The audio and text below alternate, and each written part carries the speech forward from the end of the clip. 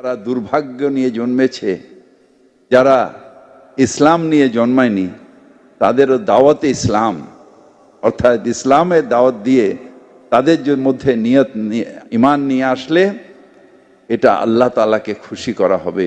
ইসলাম ধর্মাবলম্বী নয়, তাদের মধ্যে ছড়াতে হবে। শক্তিশালী মনে হয় যখন সবাই টুপি পরে এখানে বসে আছেন, হাজার হাজার মানুষ বসে আছে, তখন মনে হয় ইসলামের ঐক্য একটা জায়গায় আছে যেখানে আমাদের কেউ কোনোদিন দাবাতে পারবে না। ইনশাআল্লাহ, ইনশাআল্লাহ। আল্লাহু আকবার, আল্লাহু আকবার, আল্লাহু আকবার। আল্লাহু আকবার। জনকেও আমরা ইমানের দিকে নিয়ে আসতে পারি, তাহলে সত্যিকারের ইসলাম ধর্মের শুদ্ধি হবে এবং সেটা বিস্তারিত হবে। আমরা জন্মগতভাবে ইসলাম নিয়ে জন্মেছি এবং ইসলাম নিয়ে জন্মা মানে আমাদের রসুল আমাদের জান্নাতের পথ সুদৃঢ় করে দিয়েছে। যদি বড় কোনো অন্যায় না করি তাহলে ইসলাম নিয়ে জন্মানো মানে জান্নাতে পৌঁছে যাওয়া। মুসলমানদের কোনো একটা সভায় গিয়ে স্বাধীন সেকুলার ভারতের একটি অঙ্গরাজ্যের একজন মন্ত্রী বললেন, দুর্ভাগ্য নিয়ে যারা হিন্দু, বৌদ্ধ, খ্রিস্টান, মানে কথাটা এই, অর্থাৎ দুর্ভাগ্য নিয়ে যারা জন্মেছে, অর্থাৎ মুসলমান হয়ে যারা জন্মায়নি তারা দুর্ভাগা, যে কথাটা মুহাম্মদ সাল্লাল্লাহু আলাইহি ওয়াসাল্লাম থেকে আরম্ভ করে 1400 বছর ধরে কোটি কোটি মুসলমান বলে যাচ্ছে যে ইসলামে জন্ম ব্যতীত বা ইসলাম গ্রহণ করে মরা ব্যতীত সকলেই দুর্ভাগা এবং জাহান্নামে যাবে। সেই কথাটাই ফিরহাদ বাবু আবার একবার পশ্চিমবঙ্গ তথা ভারতবর্ষের সকল লোককে মনে করিয়ে দিলেন। সেই জন্যই সম্ভবত ফিরহাদ বাবুর পিতা মনিকা মুখার্জিকে উদ্ধার করেছিলেন। ফিরহাদ বাবু সম্ভবত রুবি দেবীকে উদ্ধার করেছিলেন এবং তাদেরকে জান্নাতে নিয়ে যাওয়ার পথে নিয়ে যাচ্ছেন।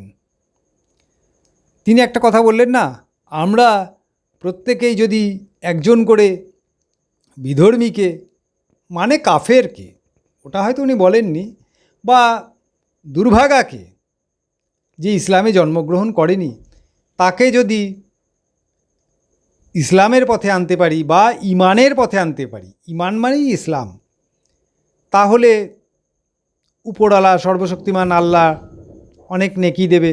যাই হোক, সেকুলার ভারতবর্ষের হিন্দু মায়ের সন্তান, হিন্দু স্ত্রীর সন্তান, না তারা এখন আর হিন্দু না, বিবাহের পরে অবশ্যই তারা ঈমান এনেছেন এবং তারা জান্নাতে গিয়েছেন। কিন্তু আমাদের মেয়রবাবুকে আমার একটা কথা জিজ্ঞেস করতে ইচ্ছা করছে, মেয়রবাবু, আপনার বোনকে আপনার মাই সম্ভবত হিন্দুর ঘরেই দিয়ে গেছেন, অর্থাৎ তিনি কিন্তু মন থেকে কখনোই ইসলামকে মানতে পারেননি। আপনি যেটা বলছেন, ইসলামে গিয়েও আপনার মা এবং আপনার স্ত্রী কতটা ইসলামকে মানতে পেরেছে, হ্যাঁ, না মানলে তো মুশকিল আছে, মানতে পেরেছে সেটা কিন্তু একটু চিন্তার বিষয় আছে। যাই হোক, আচ্ছা ফিরহাদবাবু, যদি এই কথাটা আজকে সুকান্ত মজুমদার, শুভেন্দু অধিকারী বা বিজেপির কোনো নেতা বলতো যে এই দেশের মুসলমানদের হিন্দু বানাতে হবে, মুসলমানরা দুর্ভাগা হয়ে জন্মেছে, তারা জাহান্নামে যাবে, এদেশে সকল মুসলমানকে হিন্দু বানাতে হবে, তাহলে আপনি কি বলতেন? আপনি তো বারবার বলছেন, বা আপনার দল এবং আপনার দিদি বারবার বলছে বিজেপি সাম্প্রদায়িক, কিন্তু বিজেপি তো একবারও এই কথা মুখে আনেনি যে সকল মুসলমানকে বা প্রতিটা হিন্দু একটা করে মুসলমানকে ধরে ধরে হিন্দু বানাক, তবেই এই দেশের উন্নতি হবে বা মুসলমানগুলোর মানে স্বর্গপ্রাপ্তি হবে। যাক, আপনি সেকুলার, মুসলমানেরা বিজেপিকে ভোট দেয় না, কিন্তু বহু হিন্দু আপনাদের ভোট দেয়। আপনি কোনো একটা আলোচনা সভায় বা ইন্টারভিউতে বলেছিলেন আপনার দাদু মানে আপনার মায়ের বাবা তিনি কোনো দিন আপনাদের সাম্প্রদায়িকতা শেখাননি। তার বাড়িতে হিন্দু মুসলমান কোনো দিন হয়নি। মনে করে দেখুন, আজও ইউটিউবে ইন্টারনেটে ভিডিওটা ঘুরে বেড়াচ্ছে। অর্থাৎ আপনার মায়ের হিন্দু ব্রাহ্মণ বাবা, আপনার মামার বাড়ি, তারা কখনো ধর্মীয় গোঁড়ামি শেখায়নি আপনাদের। আপনি তার নাতি হয়ে এরকম ধর্মগোঁড়া কী করে হলেন ফিরহাদ বাবু? এইবার আপনি বলবেন আমি তো দুর্গাপুজোও করি, মানে দুর্গাপুজো কমিটির প্রধানও থাকি। ফিরহাদ বাবু দুর্গাপুজো করে নাম ফাটানোর জন্য। আর কলকাতায় বহু দুর্গাপুজো কমিটি আছে যেখানে একটা ক্লাব ঘর পুরো ওই একটা বছরে একবার দুর্গাপুজো করে তাদের জীবিকা নির্বাহ করছে। দেখবেন 12 পল্লী পূজা কমিটি বলে একটা ক্লাব ঘর হয়ে গেছে, 15-16 পল্লী পূজা কমিটি একটা ক্লাব ঘর।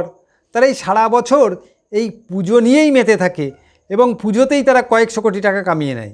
আপনি কি বলেন? চাঁদার টাকায় কি এই বড় বড় পুজোগুলো হচ্ছে, যেগুলোর এক একটার বাজেট 50 কোটি 60 কোটি টাকা? হচ্ছে না তো। কজন চাঁদা দিচ্ছে? এটা একটা বিরাট টাকা ইনকামের পথ।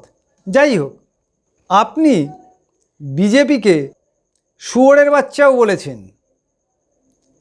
একবার ভিডিওটা দেখে নিন। শুধু শুয়োরের বাচ্চাই বলেননি, তার সঙ্গে আর একটা গালাগালিও দিয়েছেন। আপনি ভিডিওটা দেখুন। আপনি কলকাতার মেয়র, অনেক ক্ষমতার অধিকারী।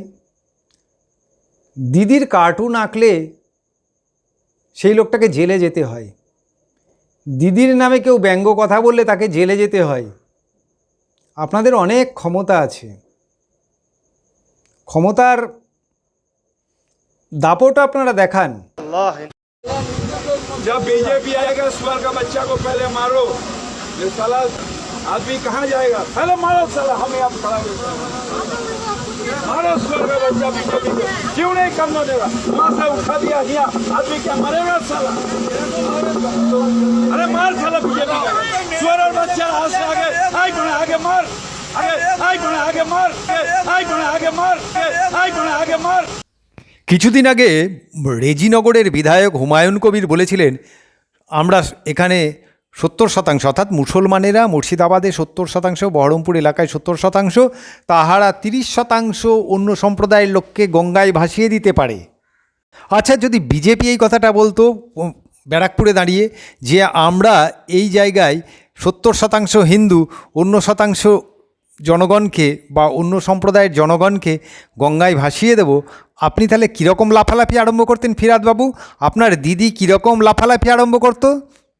কয়েকদিন আগে চোপড়ার বিধায়ক হুমায়ুন কবির বলছেন যে এখানে মুসলিম জনসংখ্যা বেশি, মুসলিম দেশে তো শরিয়া আইন চলে, সেরকমই এখানে বিচার হয়েছে, মানে এরকমই কিছু একটা কথা বলতে চেয়েছিলেন। আচ্ছা, ব্যারাকপুর বা দমদমে দাঁড়িয়ে যদি কোনো মুসলমানকে বলা হয় এখানে হিন্দুর আইন চলবে বা এখানে হিন্দুর জনসংখ্যা বেশি, আপনি কীরকম লাফালাফি করতেন ফিরহাদ বাবু? বিজেপি সাম্প্রদায়িক। ফিরহাদ বাবু জানেন তো, মুর্শিদ কুলি খাঁ হিন্দুর ছেলে ছিল, কালাপাহাড় হিন্দুর ছেলে ছিল। ইসলাম হওয়ার পরে তারা হিন্দুর উপরেই সবথেকে বেশি আক্রমণ করেছিল এবং হিন্দুকেই বেশি ধর্মান্তরিত করেছিল। ফিরহাদ বাবু, আপনার মা মনিকা মুখার্জি ব্রাহ্মণ ছিলেন, আপনার স্ত্রীও হিন্দু ঘরের মহিলা। আপনার মুখে তো এসব কথা মানাচ্ছে না, তাহলে কি আমি মনে করে নেব যে মনিকা মুখার্জির পুত্র সে আর একটা মুর্শিদ কুলি খাঁ অথবা কালাপাহাড় তৈরি হচ্ছে? মনে মনে মিনি পাকিস্তানকে সাপোর্ট করে এখন সে মুখে বলতে আরম্ভ করেছে? না ফিরহাদ বাবু, এটা আমার খুব খারাপ লাগছে, কারণ লোকে আমাকে যাই ভাবুক, আমি ভারতীয় সংস্কৃতির অনুসারী। হিন্দু, বৌদ্ধ, জৈন বা শিখ, এই সংস্কৃতিটাই আমার রক্তে রক্তে ঘুরে বেড়াচ্ছে। যাই হোক, লোকে আমাকে যে যা ভাবে ভাবুক, আমার চ্যানেলের নাম দেখে লোকে আমাকে অন্য কিছু ভাবলে তো হবে না। যাই হোক, হিন্দুরা প্রেম জিহাদ বলে বা প্রেম যুদ্ধ বলে একটা কথা বলে, আপনার ক্ষেত্রেও কি সেটাই প্রযোজ্য হয়েছে বা আপনার পিতার ক্ষেত্রে? না হলে আপনি এই দুর্ভাগা হিন্দু যারা সৌভাগ্য নিয়ে ইসলামে জন্মগ্রহণ করেনি, জাহান্নামে যাবে, এদেরকে ইসলামে ফিরিয়ে নিয়ে যাওয়ার ঠেকা নিয়েছেন দেখে আমি একটু খুব বিমূঢ় হয়ে পড়েছি। যাই হোক, হয়তো আগামী দিনে আপনাদেরই জয় হবে। যে হারে হিন্দুরা উচ্ছৃঙ্খল জীবনযাপন করছে এবং তাদের জনসংখ্যা পশ্চিমবঙ্গে তথা ভারতে দিনকে দিন কমে যাচ্ছে, আর আপনাদের শৃঙ্খলাময় জীবনের দ্বারা ভারতে আপনাদের পদধ্বনি দিনকে দিন বৃদ্ধি পাচ্ছে, তাতে আগামী দিনে আপনার কথাটাই সত্যি হতে যাচ্ছে। ধন্যবাদ।